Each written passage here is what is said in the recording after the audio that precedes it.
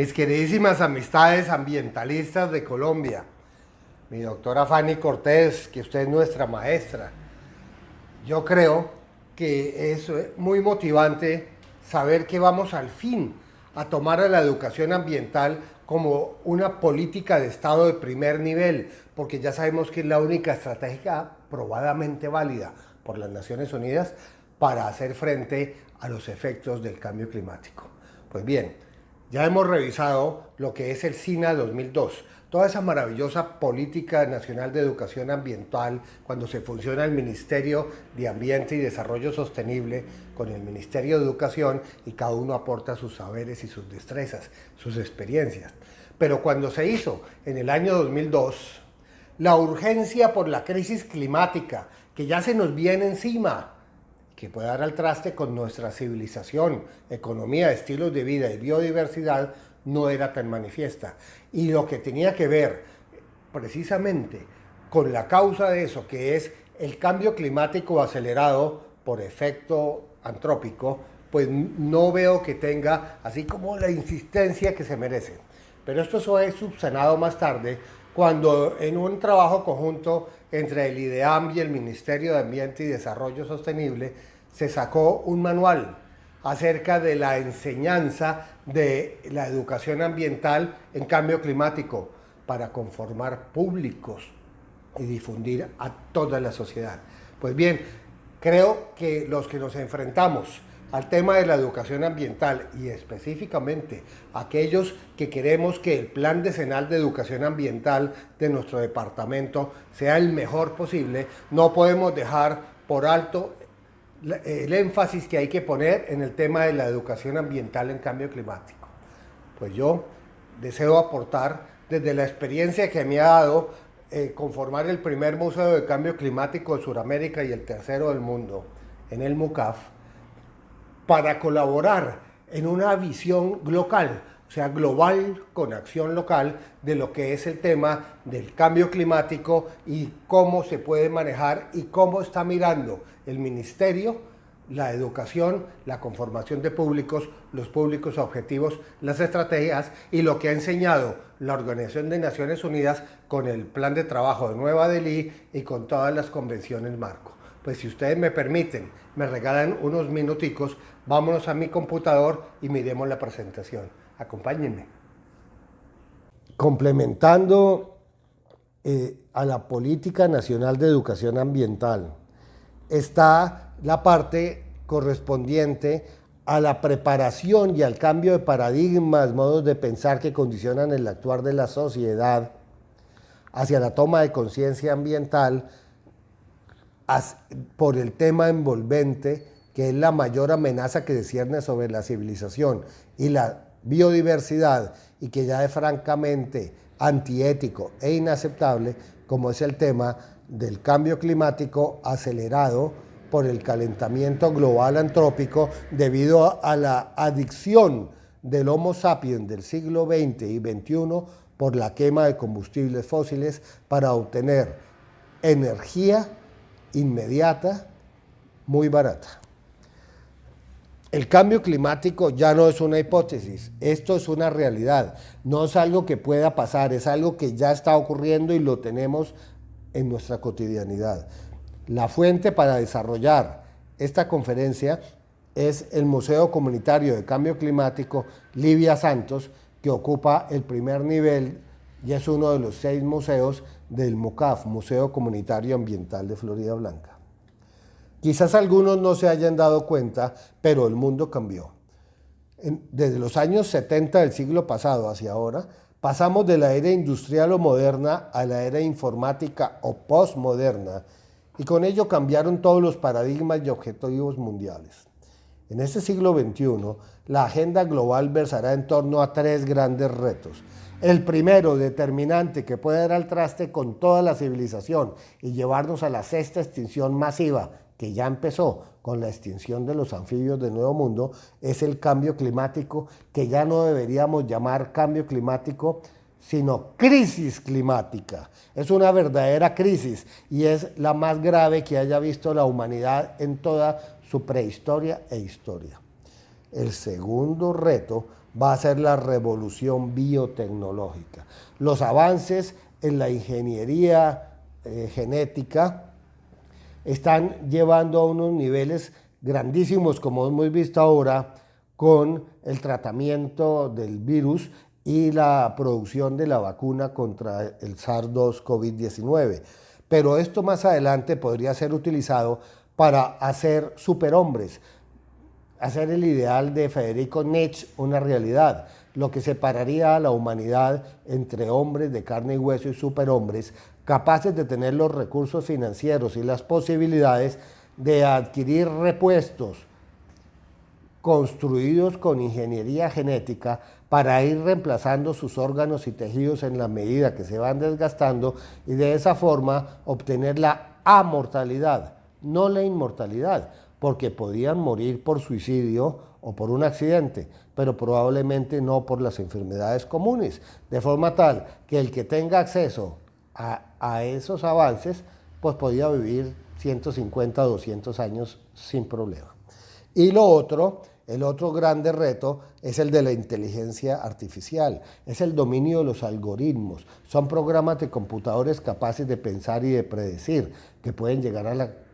conformación de robots cada vez más capaces, que incluso pudieran llegar a tener una inteligencia superior a la humana y capacidad de decidir, y de pronto, Dios no quiera, el planeta termine siendo dominado ya no por seres de carbono como nosotros, sino por seres de silicio capaces incluso de autorreplicarse. Esos son los retos, y como vemos, dentro de estas tres cosas gigantescas que nuestros hijos y nietos van a tener que ver como lo cotidiano, el más importante, porque de ese depende que los otros dos se desarrollen, es la crisis climática. El cambio climático actual está ligado al antropoceno, o mejor decirle androceno, porque antropoceno implica a toda la especie humana, pero si lo analizamos de cerca, las mujeres no son las culpables de lo que está pasando. La mujer tiene instinto maternal, la mujer tiene intuición, tiene mucha más inteligencia emocional, y seguramente si hubiéramos sido un matriarcado en los 3 últimos siglos, no estaríamos en el estado de crisis climática que tenemos. Entonces debíamos llamarlo androceno, porque hemos sido los hombres los responsables de llevar al planeta al borde del colapso. La nueva era geológica, en la cual el Homo sapiens machista es la fuerza generadora de la transformación del planeta, ligado al desarrollo lineal, no sostenible, con un impacto negativo en el clima, los ecosistemas y la biodiversidad, es éticamente inaceptable. Bueno, entrando en materia, he visto desde hace los 7 años que llevo involucrándome en el tema del cambio climático, motivado por la visita de Al Gore a Bucaramanga, que hay personas negacionistas, incluso compañeros míos muy respetables ingenieros, que dicen que no se puede achacar a la actividad humana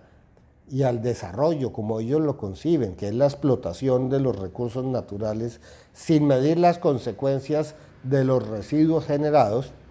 la culpable de que se esté elevando la temperatura. Pues bien, me he puesto con mis scouts a sacar una lista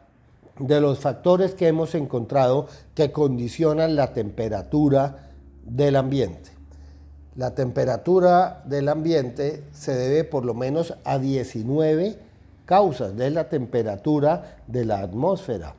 y cambia de acuerdo a las condiciones geográficas. Pero cuando se suma a nivel del planeta en 3.000 o 4.000 puntos que están 3 veces al día tomando los datos ambientales, pues podemos, si ampliamos la ventana a decenas de años, centenas de años, sacar una curva estadística claramente predecible que nos demuestra que el planeta sí se está calentando. Pero ¿cuáles son estos factores y cuáles son los que han salido de rango, rompiendo el equilibrio natural que se venía conservando desde hace 10.000 años o 15.000, cuando se acabó la última glaciación, y que nos haya permitido mantener un clima dentro del rango del desarrollo armónico de la vida. Pues bien, estos factores son las corrientes oceánicas termohialinas. Son como unos ríos que van por debajo de los grandes océanos que, dependiendo de dónde se origen, llevan aguas tibias o aguas muy frías. Esa es la razón por la cual el Reino Unido tiene unos inviernos muy suaves, tolerables, comparado con Canadá, que está exactamente a la misma latitud, pero que tiene unos inviernos helados, porque allá le llegan corrientes frías y al Reino Unido le llega la corriente del Océano Índico que va calientica. Pero también tenemos los ciclos orbitales de Milankovitch, que son las longitudes y formas de las órbitas de traslación del planeta Tierra alrededor del Sol, que como sabemos no es una esfera sino es una elipse, y periódicamente, 60, 600 años, esta elipse se alarga, y en los periodos en que esta elipse se alarga, pues la Tierra se aleja del Sol y se forman los periodos fríos, incluso podrían explicar las glaciaciones. Pero también el efecto reflectivo del albedo. Albedo es el término para denotar todo lo que es blanco sobre la Tierra. Entonces son los hielos de los polos, los nevados, los lagos helados, los mares helados, todo lo que llamamos glaciares. Los glaciares, además de efecto albedo, pues son hielo y actúan enfriando el ambiente.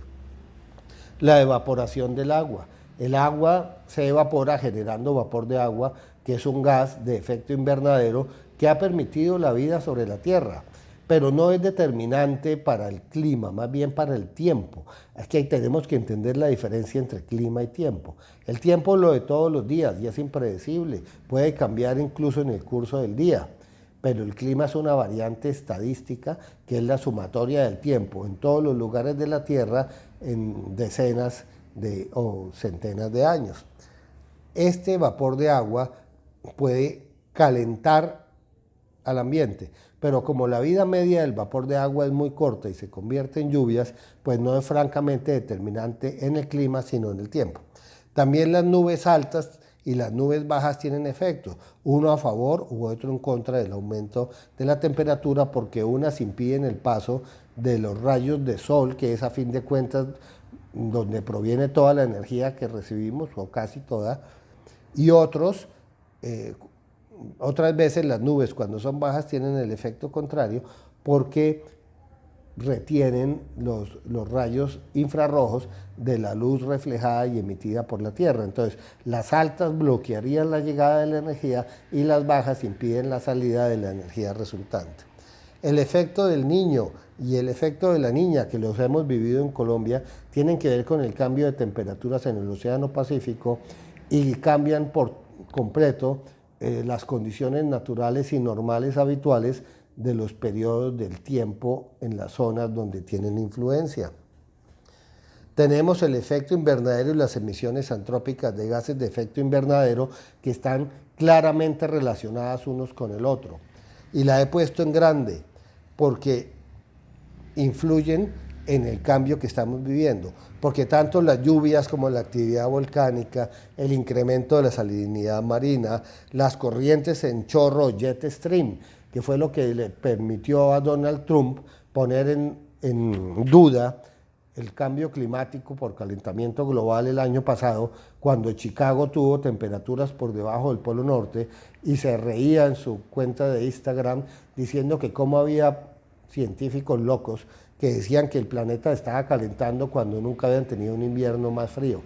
El desconocimiento es agresivo y en este caso lo fue con la humanidad, porque fue por una corriente en chorro. Son como autopistas de aire helado que vienen de los polos y que por alguna circunstancia migran hacia las zonas de los trópicos, en este caso hacia la zona de la parte norte de Estados Unidos y sur de Canadá, haciendo que las temperaturas polares se hubieran trasladado a esos sitios. Pero es una eventualidad, no significa que el cambio climático no sea real, porque al tiempo que esto estaba pasando, Australia y la selva amazónica se estaban incendiando por los calores tan inmensos y las sequías. Los rayos cósmicos, la acidificación de los océanos y la captura del CO2 por la biosfera, especialmente por los pastos marinos, las algas marinas y toda la vegetación de costa, que son los mayores captadores de CO2, pero también por todos los árboles que hay en el planeta Tierra. Y la actividad solar, que es fundamental porque, salvo una pequeña porción de calor que puedan generar los rayos cósmicos que vienen de los confines de las galaxias, es la actividad solar por la estrella que tenemos cerca la que nos trae prácticamente la totalidad de la energía que calienta la Tierra. Esta actividad solar no es uniforme, tiene épocas de mayor o de menor, y eso se puede demostrar por las llamadas manchas solares. Pero en este momento que estamos viviendo ha estado muy tranquilita, muy dentro de los rangos y no es la causante de que el planeta esté calentando. Entonces quedamos como únicos que se han salido de rango, que están rompiendo todo el equilibrio con que este sistema se mantiene, a las emisiones antrópicas, o sea, producidas por el hombre, de gases de efecto invernadero, llámese CO2, metano y otros, que están aumentando el efecto invernadero, que es una condición natural de la atmósfera para que la Tierra no se congele de noche y que mantiene la temperatura en un rasgo que permita la vida. Por la carbonización de la energía y de la economía, desde hace 150 años hemos emitido tantísimo CO2 a la atmósfera, además de otros gases de químicos industriales, que hemos incrementado el efecto invernadero, elevando peligrosamente la temperatura de la Tierra con unas condiciones que veremos más tarde, pero que son catastróficas. El problema está que cuando lleguemos al punto de no retorno, entre 1.5 y 2 grados centígrados de elevación de temperatura, lo que se espera, de acuerdo a los expertos del panel de cambio climático de las Naciones Unidas, que les cuento que son más de 2.500 científicos de categoría mundial que trabajan todos ad honorem para evitar conflictos de interés, ocurrirá al terminar el verano boreal del año 2030. En ese momento ya el descongelamiento de los polos será enorme, sobre todo arriba, que es un océano congelado, porque la Antártida es un continente congelado con montañas muy altas, lo cual no lo hace tan vulnerable. Pero al descongelarse el polo norte, el suelo de las áreas adyacentes al océano, que tiene cantidades de materia orgánica no descompuesta desde la última glaciación y que se llama el permafrost, va a empezar a podrirse. Y al podrirse toda la materia orgánica, que incluye mamuts y renos y árboles y todo lo que usted puede imaginar,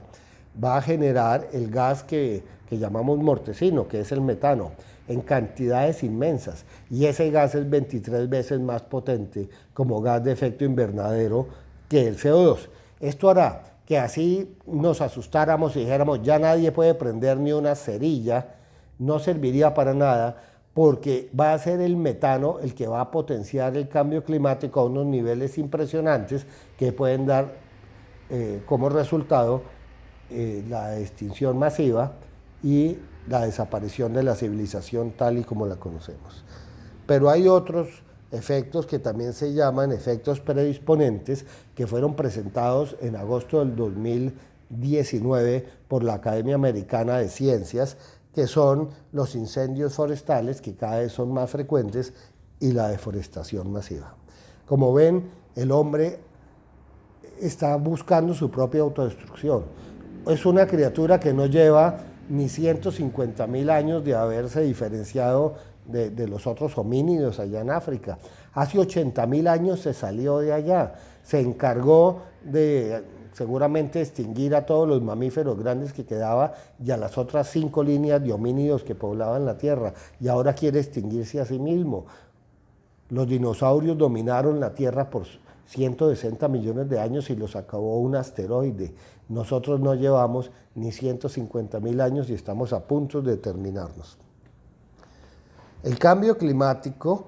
no es una eventualidad, no es un cuento chino, no es algo que lógicamente puedan negar Trump o Bolsonaro, tampoco es algo que debemos usar como política ecoterrorista. No, el cambio climático es una realidad y es de hombres sabios y racionales aceptar la realidad, que es la verdad. El cambio climático, por el efecto invernadero del calentamiento global antropogénico por las emisiones de gases de efecto invernadero es una realidad evidente.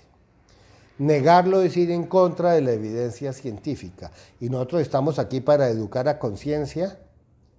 con la ciencia y no solamente a conveniencia.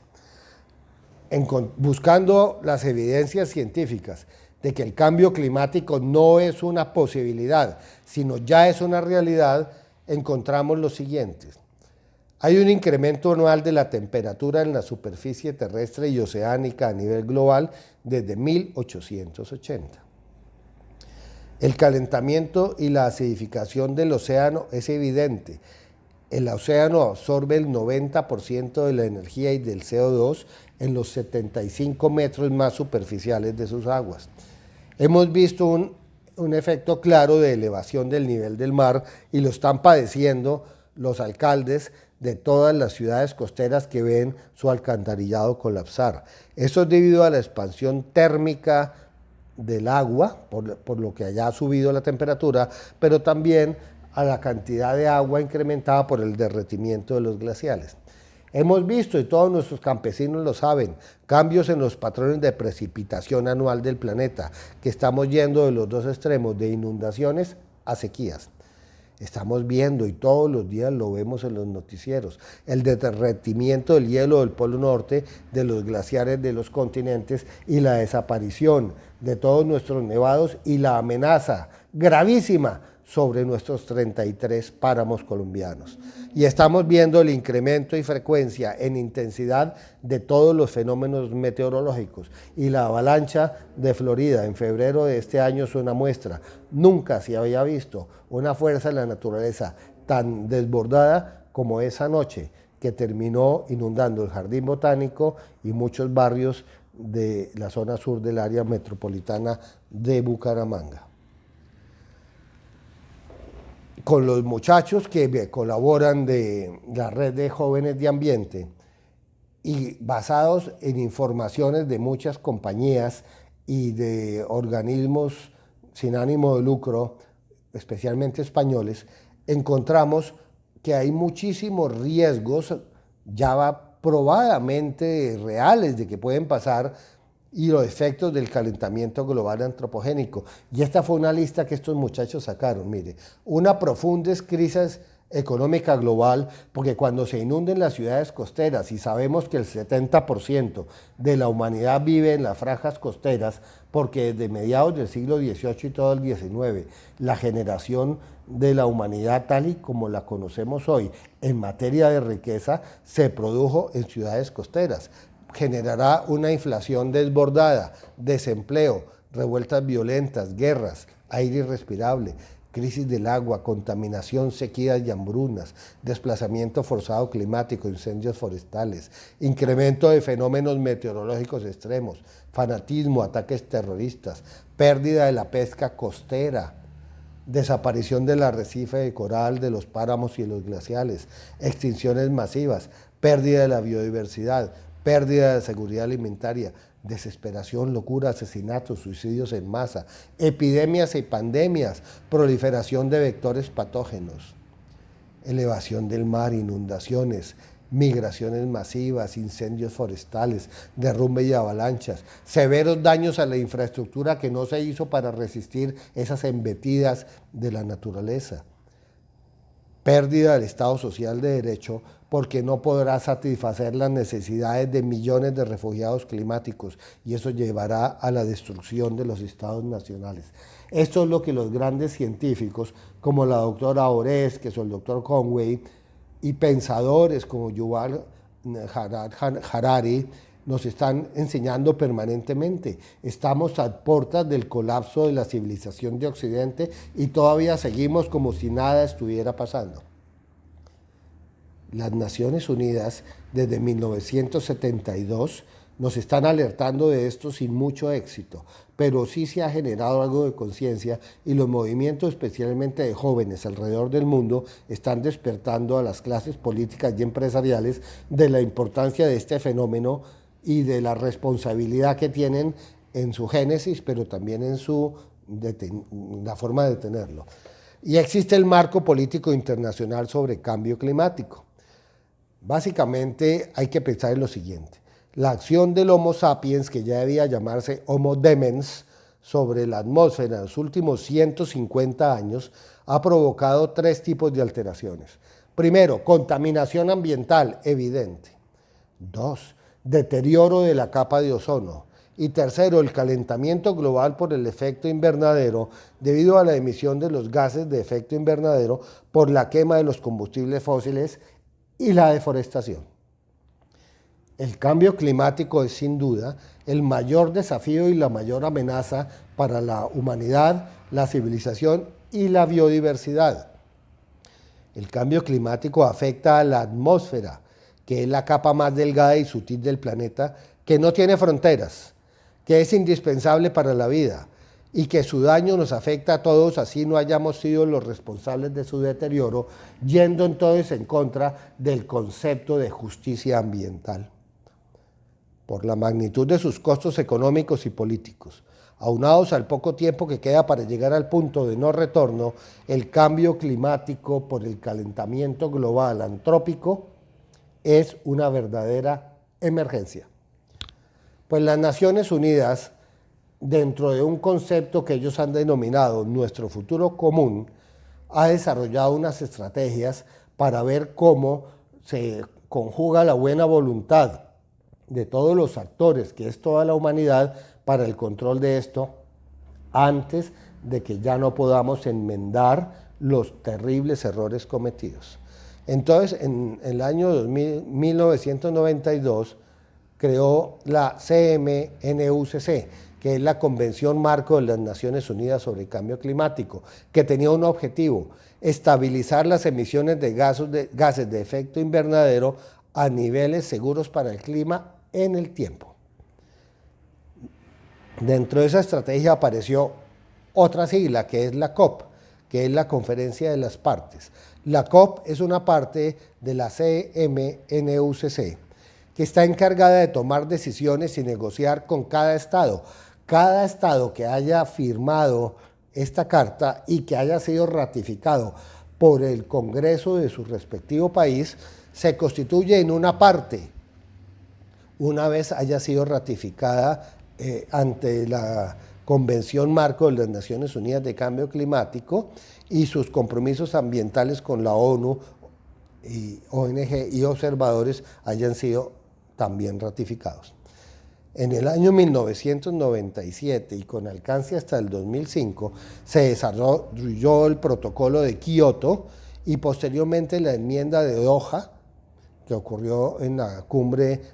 del año, en la 18ª cumbre COP, y se proponía reducir la emisión de gases de efecto invernadero en 5% hasta el 2012, pero no se logró, en parte por no contar con los Estados Unidos, Rusia, India ni China, que juntos representan más del 53% de los gases de efecto invernadero del planeta. La enmienda de Doha hizo que esto se ampliara hasta el 2020, pero como no fue ratificada, pues tampoco tuvo efectos. Pero luego llega el Acuerdo de París en la COP21 del 2015. En este sí se avanzó, porque ya no era solamente un pacto de buenas voluntades, sino era vinculante, o sea, le ponía metas verificables. El objetivo fue reforzar la respuesta global ante el cambio climático ya amenazante, en el contexto del desarrollo sostenible, pensando también en el control demográfico, erradicación de la pobreza, o sea, actuando sobre la huella de carbono y sobre la huella ecológica. Pero les tengo una mala noticia. Colombia llegó a esa cumbre con un 0.36% de las emisiones de todos los gases de efecto invernadero del mundo. Cuando volvió en Katowice, en la siguiente, iba en el 0.42%. No solamente no bajamos el 5%, sino que subimos. Afrontar los retos del cambio climático implica un pensamiento local, o sea, con visión global y acciones locales, para incidir en los diferentes sectores gubernamentales y de la sociedad civil, en el sector productivo, privado y en la población general, para que a futuro se gane capacidad de resiliencia ante el cambio climático o nos vamos a extinguir. Tenemos que desarrollar nuevos paradigmas O sea, nuevas formas de pensar que condicionen el actuar, que nos generen hábitos y valores hacia la conciencia ambiental. Y esos paradigmas son tres: el desarrollo sostenible, la economía circular y la visión sistémica del ambiente. Y las estrategias para conseguirlo son: responsabilidad demográfica. No podemos llegar a 10.000 millones de Homo sapiens en el 2050, porque eso, de acuerdo a la huella ecológica, significaría 3 veces la parte seca del planeta Tierra. ¿Y dónde están las otras 2? La otra estrategia es la descarbonización de la economía y la generación de energía, que juntas representan el 74% de las emisiones de gases de invernadero a la atmósfera, solamente para generar electricidad. Tenemos que reducir la huella ecológica, y eso se consigue haciendo una inteligente control de la demografía. Necesitamos reducir la huella hídrica porque no va a haber agua potable para tantos. Así haya más agua en el planeta que está inundando, no será potable. Tenemos que reducir la huella de carbono, que es la cantidad de carbono que cada uno de nosotros o nuestras instituciones emite por la vida cotidiana y la labor. Y todas estas estrategias tendrán un único fin: el desarrollo de la conciencia ambiental. El cambio climático por el calentamiento global antropogénico o antrópico o androgénico ya no es evitable, pero sí es mitigable, y debemos adaptarnos a sus efectos, y eso se conseguirá mediante la educación ambiental.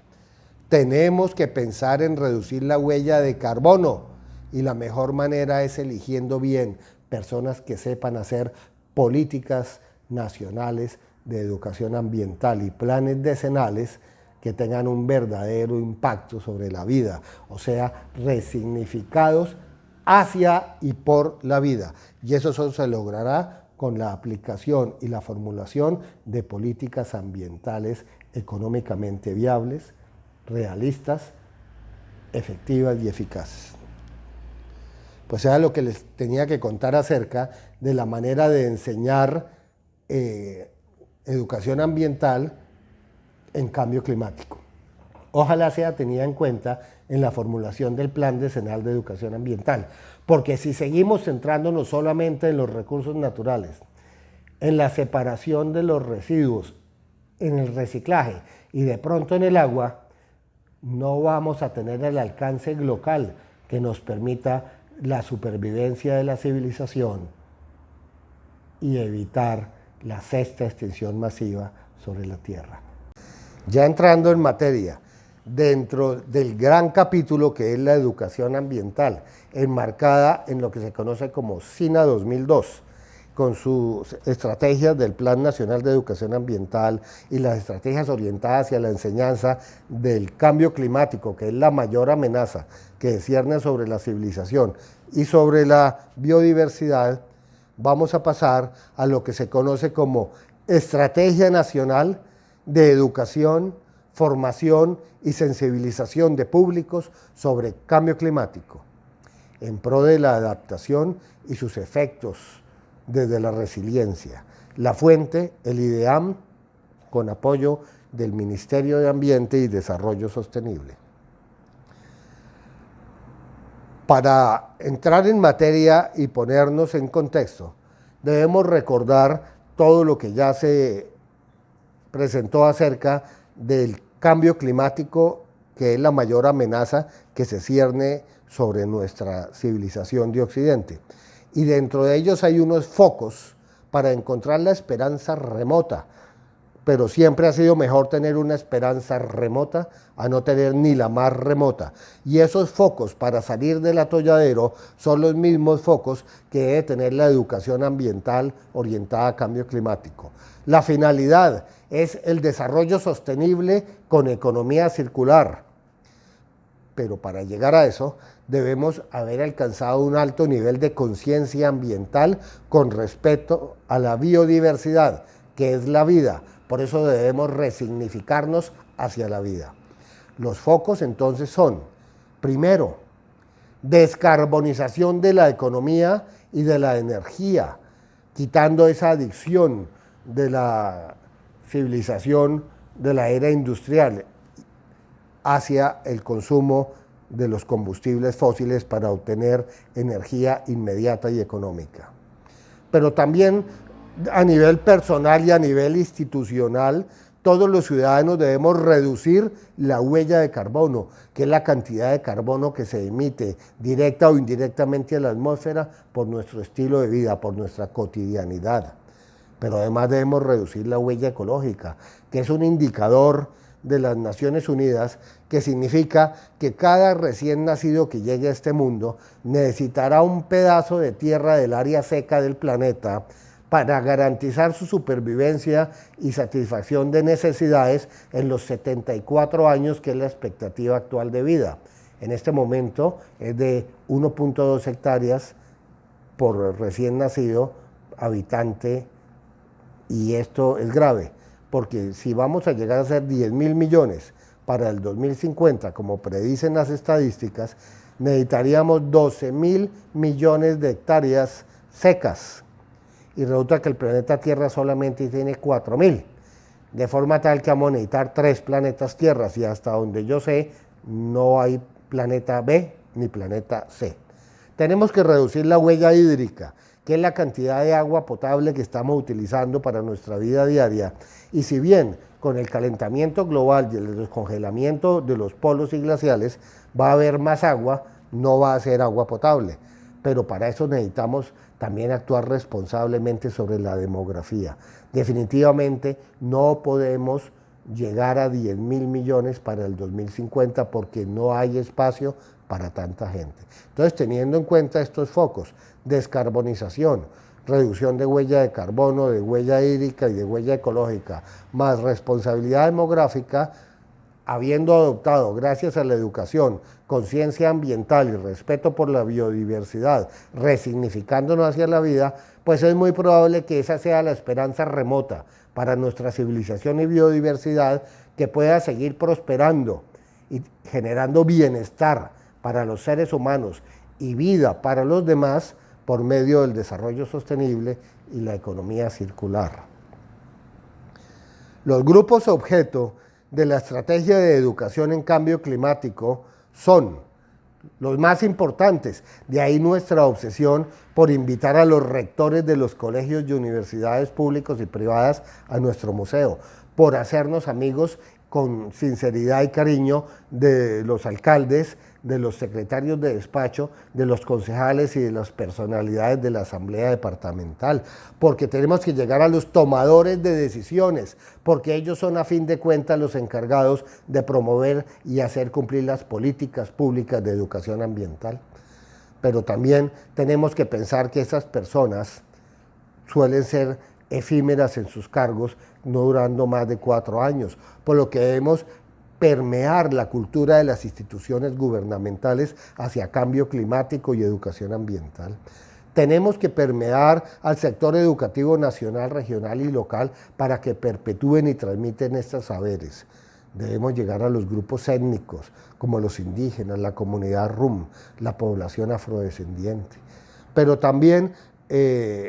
a las minorías, a las organizaciones campesinas y a todo tipo de producción rural organizada, las juntas de acción comunal. Debemos llegar a los usuarios interesados, en especial a las mujeres y a todo el grupo de las juventudes. Debemos involucrar a los niños y a los adolescentes, a la temprana juventud, porque ellos van a ser las víctimas o los directamente beneficiados, pero van a ser los encargados en pocos años de tomar las banderas para salvar la biodiversidad y la civilización. Debemos involucrar a la empresa privada, no solamente buscando su apoyo, sino generándoles conciencia de la importancia del desarrollo de productos y servicios ambientalmente sostenibles, como única forma de supervivencia en un mercado altamente competitivo y exigente, con públicos y clientela ambientalmente educada, que les va a exigir certificaciones de origen en cuestiones verdes. Entonces, son un grupo importantísimo que además tiene los recursos y que puede generar oportunidades para todas las personas que tengan un alto nivel de desarrollo de la conciencia ambiental, de la educación ambiental y de la inteligencia emocional. Bueno, y los medios masivos de comunicación. Si los medios masivos de comunicación, que incluye las redes sociales, los influencers, no vamos a tener la cobertura social a la velocidad que la necesitamos para que los cambios se den antes de que lleguemos al punto de no retorno en cambio climático, que ocurrirá aproximadamente en 9 años. Y es muy poco tiempo para una transformación social de una envergadura mayor y de cambios más drásticos que los que ha significado la cuarentena por la pandemia. La Organización de las Naciones Unidas ha tomado como una de sus prioridades de supervivencia global la educación ambiental orientada hacia el cambio climático. Para eso organizó la Convención Marco de la ONU en Cambio Climático, de la que extractamos lo que se llama el Programa de Trabajo de Nueva Delhi, que fue enmendado para poder aplicar el artículo 6 de esa convención.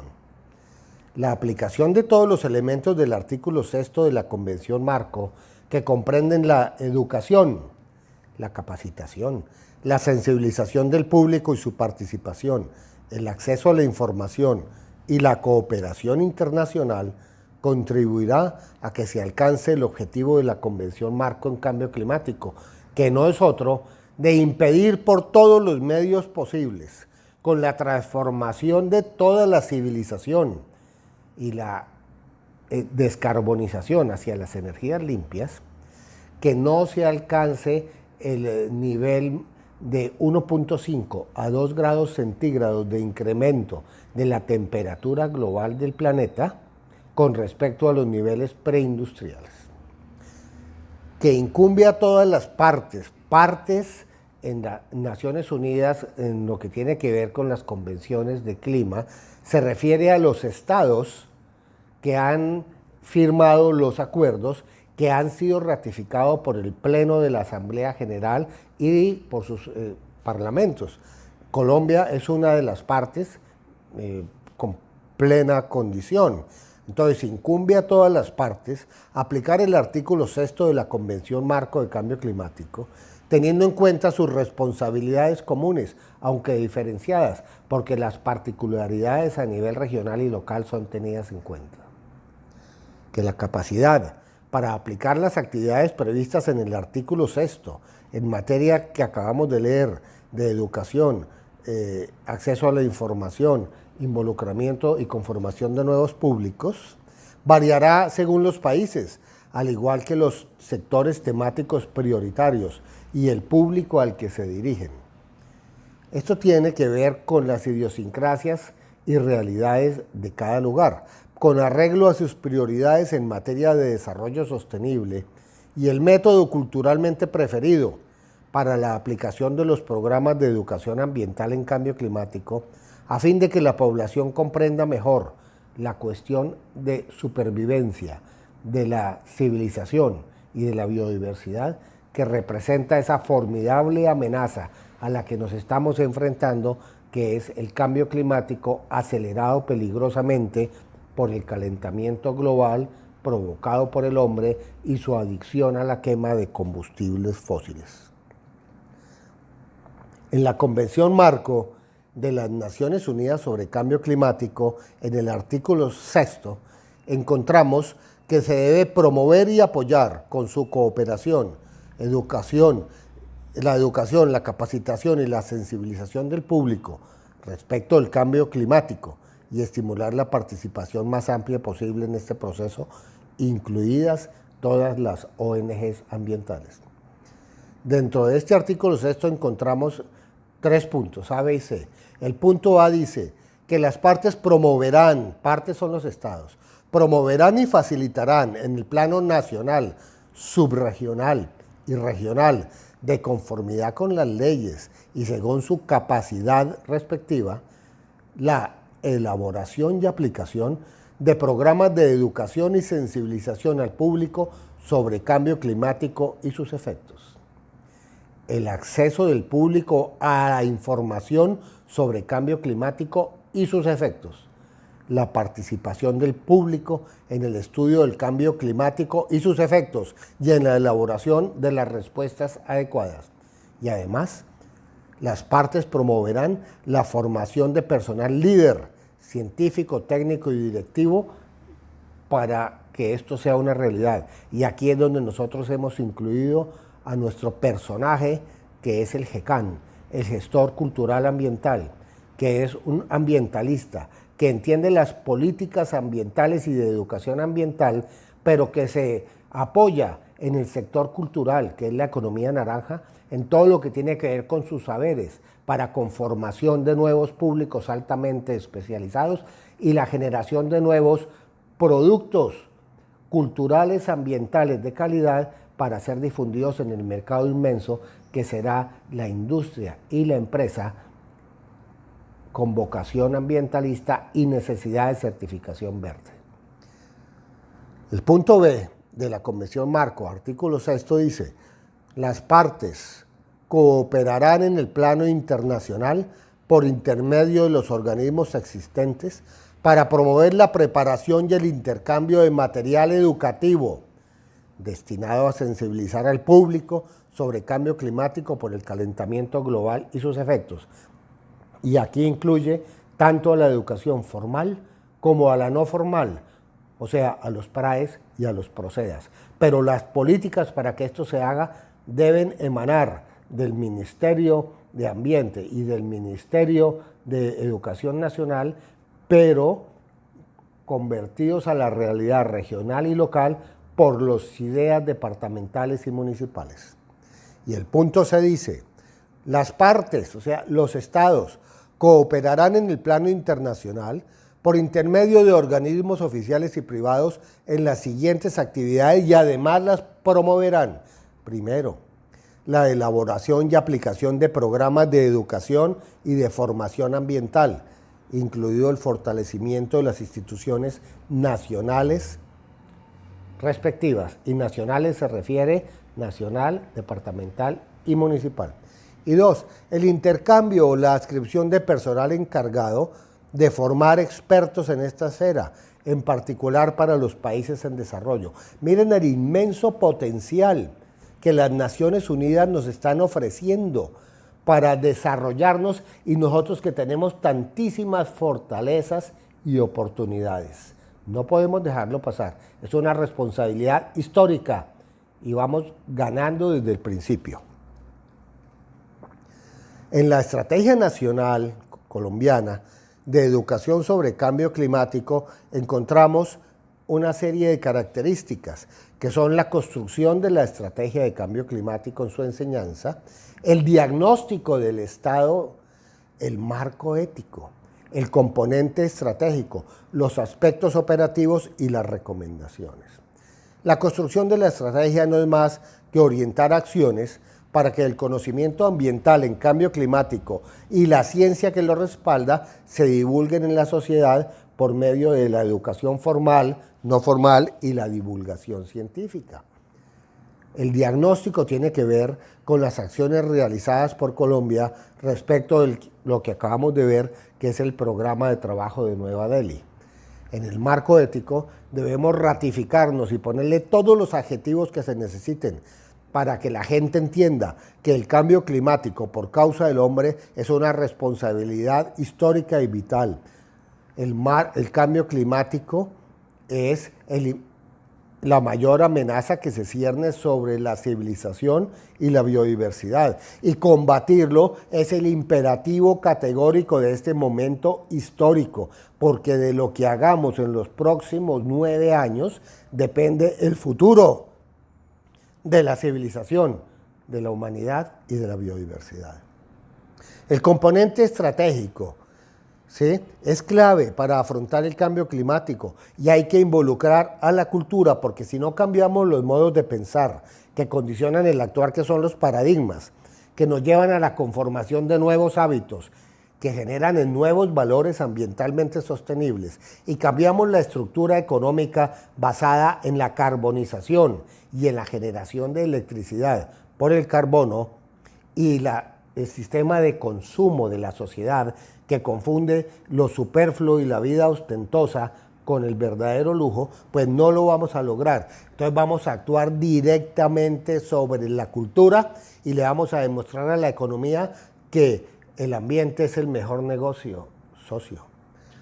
Los aspectos operativos son la creación de nuevos públicos. Necesitamos ampliar la base, pero con personas exigentes, que sepan, que aporten, que generen conocimiento y que controlen con veedurías ciudadanas el devenir y las acciones coherentes del sector público. Y las recomendaciones. Recomienda hacer publicaciones y generar conocimiento empoderando personas capaces de servir de multiplicadores. Entonces vamos a ver cada uno de estos cómo lo hacen. En la Estrategia Nacional de Educación sobre el Cambio Climático siempre vamos a tener acciones objetivas, basadas en la realidad, no en lo ideal, prácticas y económicas, por supuesto, planeadas y encaminadas a ese fin, con eficiencia y eficacia sostenible. Lo primero, la construcción de la estrategia.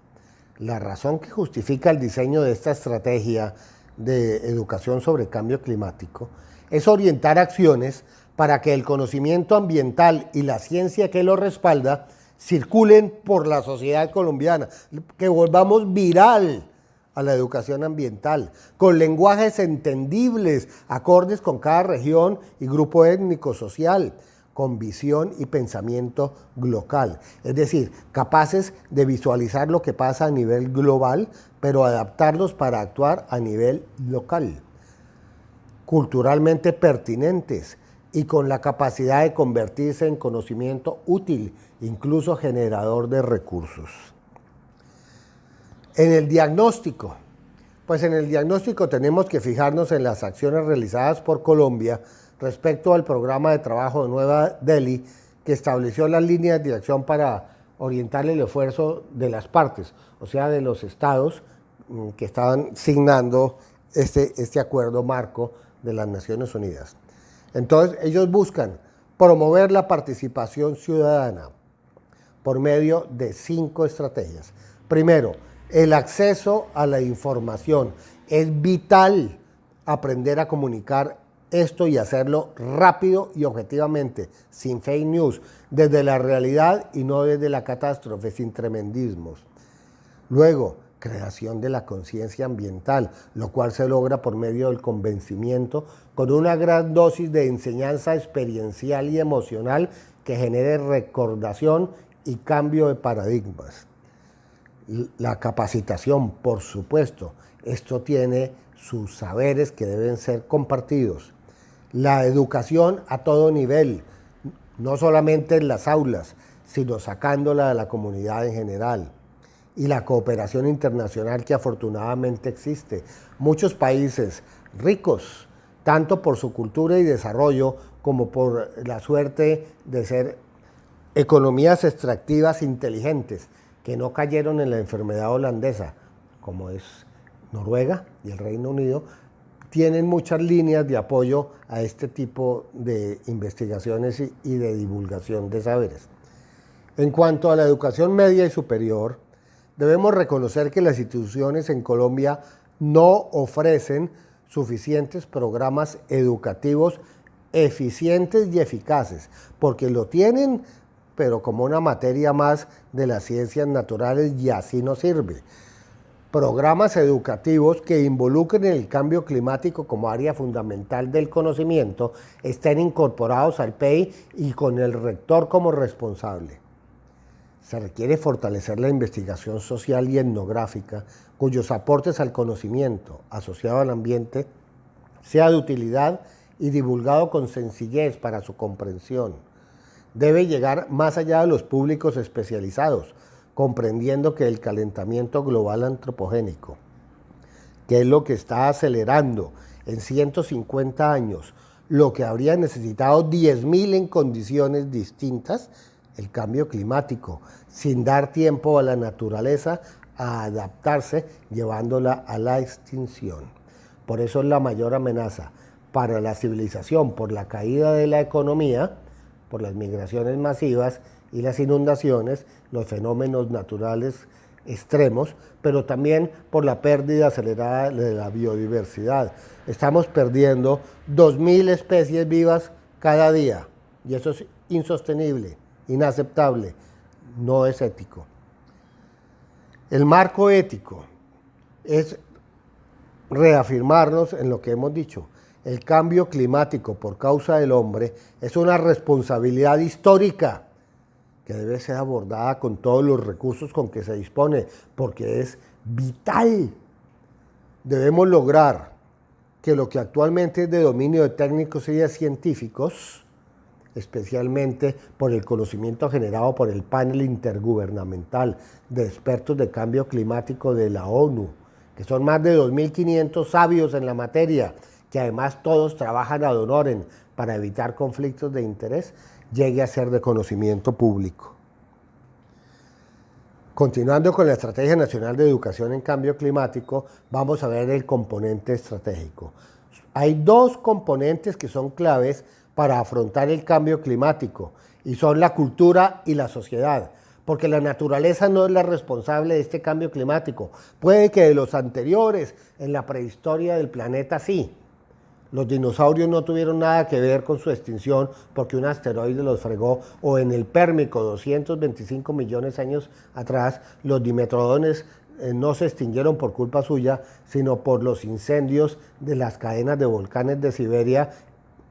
que provocaron que se quemara toda la madera que yacía en el subsuelo, donde no había todavía termitas. Pero actualmente sí es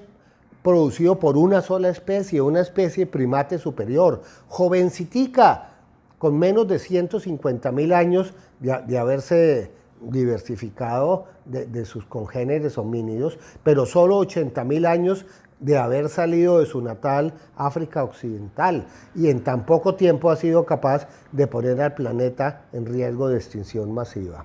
Se deben establecer pactos entre distintos actores y sectores sociales. Se debe hacer la implementación de la estrategia, que debe hacer uso de todas las tecnologías y medios de comunicación disponibles para insertar sus contenidos digitales comprensiblemente y llevarlos a los grupos. Es en este componente estratégico donde nosotros nos basamos para decir que debemos fusionar al sector cultural, que tiene experiencia demostrada precisamente en esto, y Maluma y Shakira y todos los demás artistas de carácter global ya, que organizan conciertos multitudinarios, son la prueba de que saben cómo se hace esto de organizar y conformar públicos y crear productos de calidad aceptados. ¿Qué pasa si nos tomamos esos saberes, si nos ganamos la buena voluntad de estos expertos, pero metemos el mensaje ambiental para que lo ambiental sea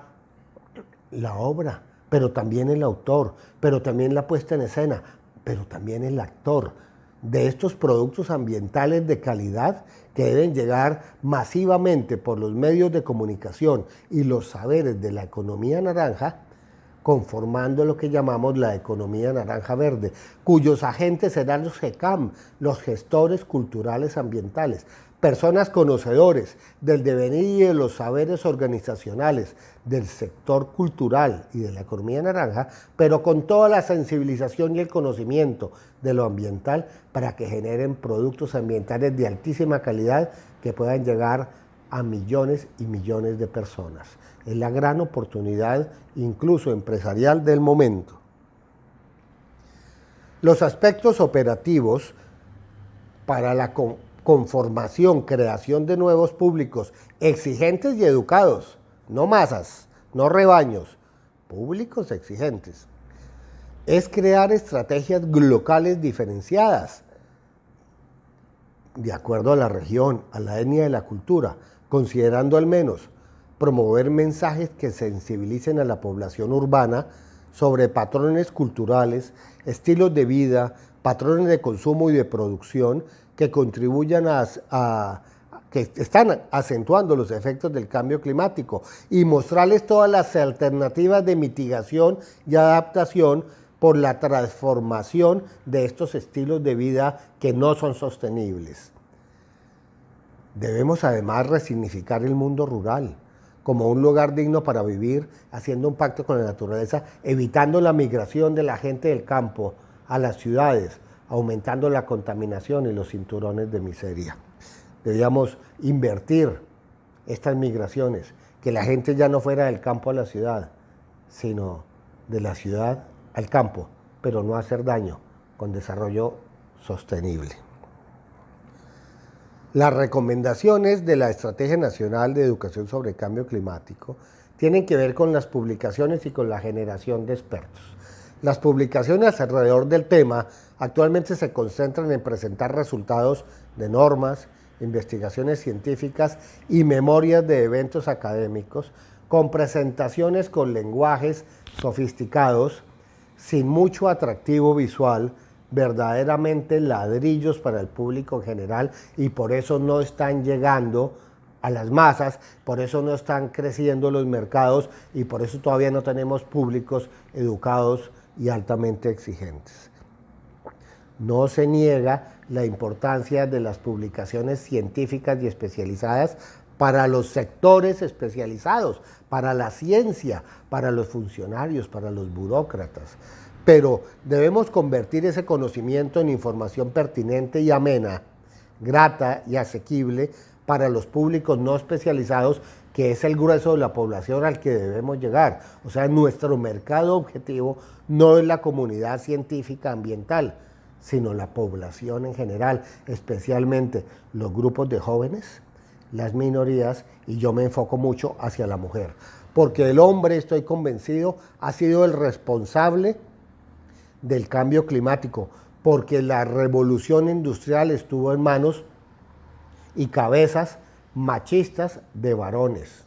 La mujer estuvo excluida. Pero la mujer tiene el instinto maternal, la inteligencia emocional y la intuición suficiente para darse cuenta que su descendencia, que es lo más importante en su ser, sus hijos,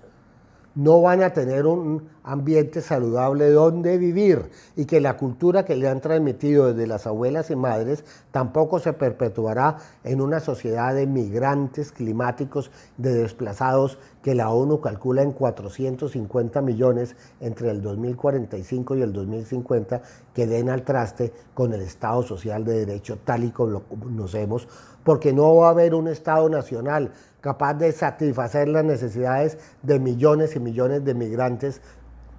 llenos y llenos de angustia y de necesidad. Para poder avanzar en esto,